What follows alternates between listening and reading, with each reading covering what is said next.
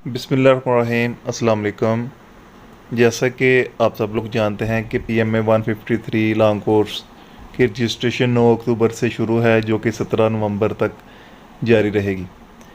इसके बारे में तमाम सवालात, eligibility criteria, ineligibility criteria, selection procedures, restriction क्या है उसके अंदर जो आपको अप्लाई करने से रोकती हैं, और उसके अलावा जो भी इसके अंदर रिक्वायरमेंट्स हैं वो सब के सब आपके साथ शेयर करेंगे इस वीडियो के अंदर।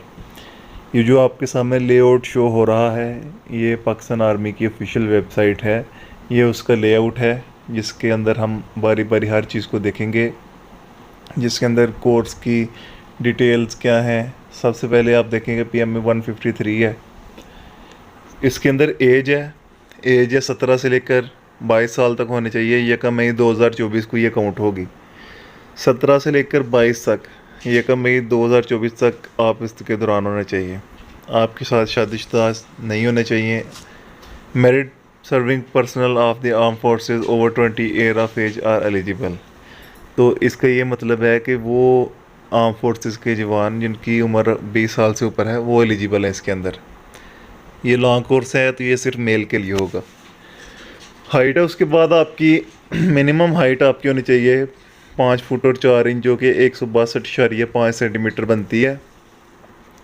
वेट आपका है वो BMI इंडेक्स जो है आपका उसके मुताबिक होना चाहिए। नीचे आपकी रजिस्ट्रेशन की डिटेल है। 9 से लेकर 17 नवंबर तक online only, including Saturday and Sunday. तो ऑनलाइन रजिस्ट्रेशन होगी, जो उसके अंदर सैटरडे और संडे को भी आप लोग रजिस्ट्रेशन कर सकते हैं। उसके बाद इब्तदाई टेस्ट है, प्रीलिमिनरी टेस्ट 22 नवंबर से स्टार्ट होंगे और 19 जनवरी 2024 तक जारी रहेंगे। मतलब 2 माह इसके टेस्ट लगातार होते रहेंगे। उसके अंदर सैटरडे संडे और जो लोकल हॉलीडे होगी या कोई दूसरी हॉलीडे, पब्लिक हॉलीडे होगी जो इसके अंदर आएंगी, वो शामिल नहीं होंगे। नेशनैलिटी है citizen of Pakistan and domicile holder of Azad Jammu Kashmir Gilgit Baltistan. Upon final selection, candidate with dual nationality will have to surrender nationals other than Pakistan। मतलब अगर कोई एक बंदा है जिसकी ड्यूल नेशनैलिटी है, पाकिस्तान के अलावा किसी और मुल्क का भी वो रिहायशी है, अगर उसकी सिलेक्शन हो जाती है तो उसको अपने दूसरे मुल्क की शहरियत तर्क करनी पड़ेगी। नेक्स्ट चलते हम देखते हैं एलिजिबिलिटी क्राइटेरिया है। तो सबसे पहले एजुकेशन है, एज है और एज रिलैक्सेशन है। ये 3 चीज़ें आप देखें, आपकी एजुकेशन कितनी होनी चाहिए और उसके हिसाब से एज है और रिलैक्सेशन कितनी है आपको। इंटरमीडिएट एंड इक्विवेलेंट, अगर आपने इंटर किया हुआ है या उसके मुसावी कोई डिग्री है आपके पास, तो 1 मई 2024 को आपकी एज होनी चाहिए 17 से 22 साल। Relaxable for 3 months for both upper and lower limits. मतलब आप 17 साल से 3 माह कम हैं तो आप भी आपको रिलैक्सेशन मिल सकती है। तो अगर आप 22 साल से 3 माह ज़्यादा हो रही है आपकी उम्र, तब भी आपको रिलैक्सेशन मिल सकती है। ग्रेजुएट्स का उसके बाद है graduates 2 year graduation and serving Pakistan navy, Pakistan air force personnels. अगर किसी ने 2 साल ग्रेजुएशन की है या कोई आर्म फोर्सेस पर्सन है तो उसके लिए एज है 17 से 23 साल है। 1 साल रिलैक्सेशन है दोनों के लिए। रिलैक्सेशन वही 3 मंथ के अपर और लोअर की। Graduates with 4 year graduation program BS, BA honours, BBA, BPA, तो 17 से 24 साल इनके लिए 2 साल की रिलैक्सेशन है। सर्विंग आर्मी सोल्जर्स, जो आर्मी के सोल्जर्स हैं उनके लिए 17 से 25 साल है और इनके लिए कोई रिलैक्सेशन नहीं है। एकेडमिक जो आपके देखें उसके अंदर कैंडिडेट्स हो सिक्योर 60% मार्क्स। अब इसके बारे में बात हो रही है कि जिन लोगों के BA में, BSc में, BS में 60% मार्क्स हैं तो उनके FSC में अगर 50% नंबर भी हैं तो वो भी एलिजिबल हैं। जो सोल्जर हैं 50% मार्क्स उनके चाहिए। होप सर्टिफिकेट कहते हैं पार्ट 1 की एग्जामिनेशन 60% से पास किया हो, पार्ट 2 में अपीयर हो। Finalisation can also apply on hope certificate bye head of institute. तो अगर आपके अदारे का हेड आपको होप सर्टिफिकेट देता तो आप अप्लाई कर सकते हैं। Verification of marksheet certificate Candidate not issued with certificate or in possession of duplicate revised mark sheet certificates of metric, intermediate, BA, BSc must get a verification certificate signed by secretary or controller examination of concerned board university। अच्छा, कहता है जिनको सनद issue नहीं हुई और जिनकी duplicate है उनको कंट्रोलर से या सेक्रेटरी से उनको वेरीफाई करवाना पड़ेगा। A level candidates applying in Pakistan with aggregate 60% marks are eligible without seeking equivalent certificate as calculated by IBCC. However, the candidate who have passed A-level equivalent examination from abroad or have passed from Pakistan with the result less than 3 C's are required to submit equivalent certificate issued by Interboard of Chairman Committee। ठीक है, a level कैंड applying in Pakistan, जो पाकिस्तान के अंदर से ए level के candidates हैं 60% mark है उनको इक्विवेलेंस की ज़रूरत नहीं है, लेकिन जो बाहर से पढ़ के आएंगे या पाकिस्तान के अंदर जिनके 3 सी हैं उनको अपनी इक्विवेलेंस सर्टिफिकेट जमा करवाना पड़ेगा। तो कौन सी चीज़ है जो आपको इन एलिजिबल करती है? Twice rejected ISSB, twice screened out ISSB, tested with in 4 month, अच्छा 120 दिन से पहले अगर आपका टेस्ट है तो फिर आप इनएलिजिबल हैं ISSB से। Dismissed remove from government service including, अगर आप किसी भी गवर्नमेंट सर्विस से डिसमिस हैं तब भी आप नहीं एलिजिबल। कन्विक्टेड, अगर आपको सजा हुई है तब भी आप नहीं eligible. Permanently declare unfit by appeal medical board, अच्छा इसका ये मतलब है कि अगर आपको एक दफ़ा किसी ने अनफिट कर दिया है किसी आर्म फोर्सेस में, आपने उसके खिलाफ कोई अपील किया और उस अपील मेडिकल बोर्ड ने भी आपको अनफिट डिक्लेयर कर दिया, तब आप परमानेंटली अनएलिजिबल हैं। Declared medical unfit due to hepatitis B/C, hepatitis की वजह से भी आप मेडिकली अनफिट डिक्लेयर हैं तो आप कर सकते हैं। इसके अंदर आपको अपील मेडिकल बोर्ड भी रिक्वेस्टेड नहीं करने दिया जाएगा। अच्छा, withdrawn from any bonded arm forces college institution disciplinary grounds, अगर किसी को डिसिप्लिन की वजह से निकाला गया हो। विड्रॉन, डिस्चार्ज, रिजाइंड और purchasing of commission from any arm forces officers academy training institution on any ground. ठीक है, अगर आपको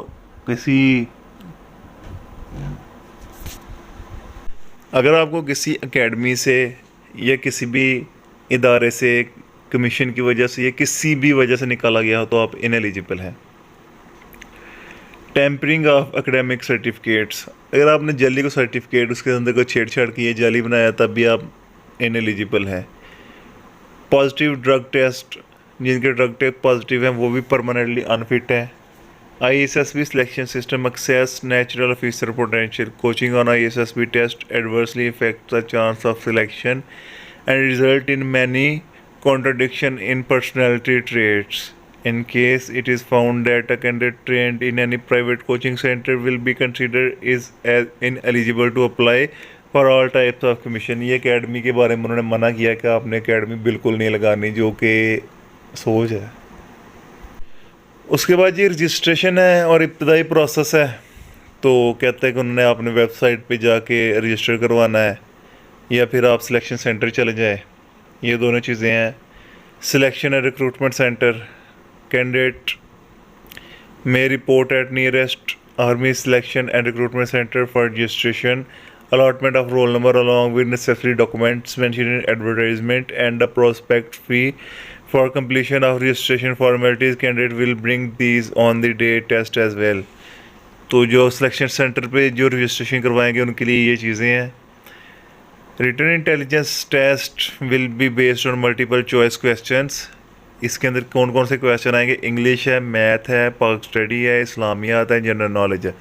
जो आपका रिटन इंटेलिजेंस टेस्ट होगा इसके अंदर ये 5 चीज़ें शामिल होंगी। The candidate declare successful in written intelligence test, जो रिटन पास कर लेंगे will undergo physical medical test and interviews army selection and recruitment centre AS and RCs हैं, उनके बाद में मेडिकल होगा, फिजिकल होगा, इंटरव्यूज़ होंगे।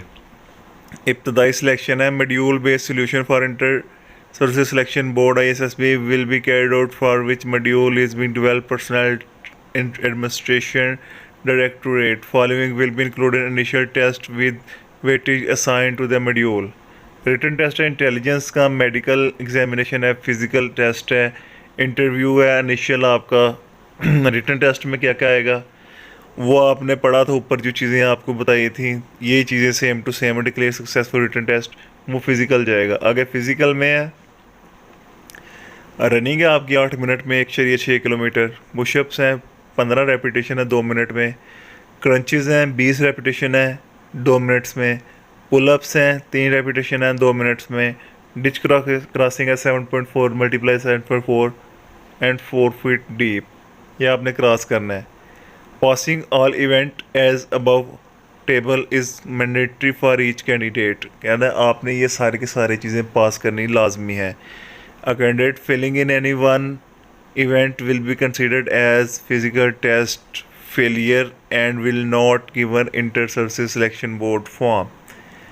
अगर आप किसी एक में भी फेल होते हैं तो आपको ISSB का फॉर्म नहीं दिया जाएगा। तो आपने इसके अंदर ये चीज़ें याद रखनी है फिज़िकल के अंदर कि आपको फिज़िकल के रनिंग और पुलअप्स पे ज़्यादा ध्यान देना, बाकी पास हो जाता है। बाकी तो वो लगे तो लगे, लेकिन अपनी रनिंग अच्छी होनी चाहिए और आपके पुलअप्स अपने बाजू स्ट्रॉन्ग करें।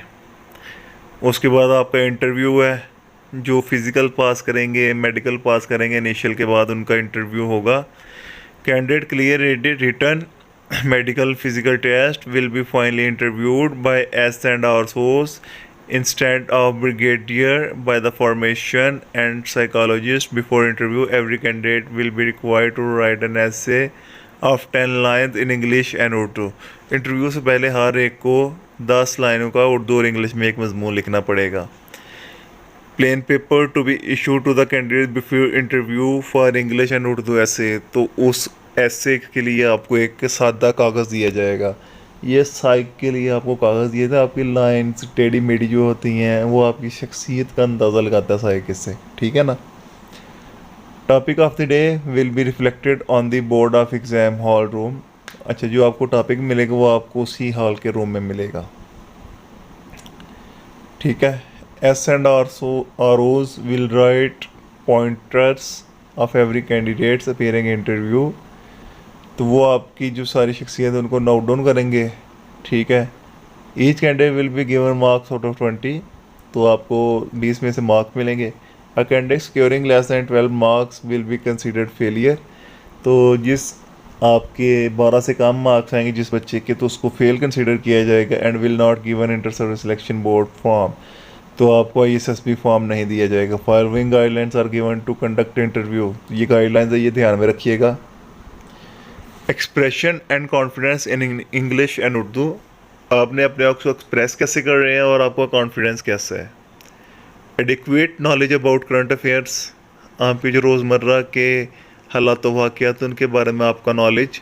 Adequate knowledge about Jio and Pakistan studies, Pakistan के मतलब और आपके जो जियो टैगिंग जिसको कहते हैं, जी हालात जो इस तक मुल्क दुनिया के चल रहे हैं, ठीक है। ओवरऑल आउटलुक, आपकी पर्सनैलिटी के ट्रेट्स ओवरऑल आप कैसे नज़र आ रहे हैं। Extra curricular activities including sports and hobbies, आपकी हॉबीज़ क्या हैं, आप कौन कौन सी खेलें खेलते हैं। Any other aspect as deem appropriate by the panel, और हर वो आस्पेक्ट जो कि पैनल ज़रूरी समझे। Recording of interview of every candidate through CCTV be ensured by all AS&RCs and same be shared with PA, DTE and CDs on weekly basis। ये आपकी recording वो होगी तो आपको वीकली बेसिस वो इन लोगों के साथ वो शेयर लाजमी करेंगे। अच्छा, फर्दर सिलेक्शन है जो आपने इधर से कर लिया है, ठीक है। Army selection recruitment centre will fulfil the requirement, so required entries, physical test, interview marks in the module। Further nomination of candidate for inter-service selection board will be done by the Personnel Administration Directorate through merit। Detailed medical examination of inter-service selection board recommended candidate will be carried out at nearby combined military hospital। The final selection will be made at general headquarters। तो आपकी initial registration के लिए इतना ही था। Initial के लिए अब हम डॉक्यूमेंट्स की तरफ आएंगे। Candidate will deposit following documents with army selection and recruitment centres. Original certificates आपके पास होने चाहिए, ठीक है। DMC detail marksheet of matric FA FSC equivalent. Computerise national ID card होना चाहिए 18 साल से जो ऊपर है। जो 18 साल से नीचे हैं उनके पास बे फॉर्म का होना लाजमी है और अपने गार्डियन का कंप्यूटराइज नेशनल आइडेंटिटी कार्ड होना लाजमी है। One set of attested photocopies above mention documents, जो डॉक्यूमेंट्स ऊपर मेंशन किए गए हैं एक फ़ोटोकॉपी का सेट चाहिए। 3 पासपोर्ट साइज़ कलर तस्वीरें चाहिए फ्रंट एंड बैक दोनों साइड से। टेस्ट प्रिंसिपल क्लास 1 ऑफिसर जिससे टेस्टेड हो। Original as well as 1 photocopy of not recommended letter, अगर कोई पहले से नॉट रिकमेंडेड है तो उनको अपना असल लेटर भी लेके जाना है और एक फ़ोटोकॉपी भी करना है। Old national identity card will not be accepted, मतलब आपको QR कोड वाले ID कार्ड ही चाहिए होंगे। उसके बाद जो एडिशनल इंफॉर्मेशन है ये चीज़ें हैं सारी की सारी।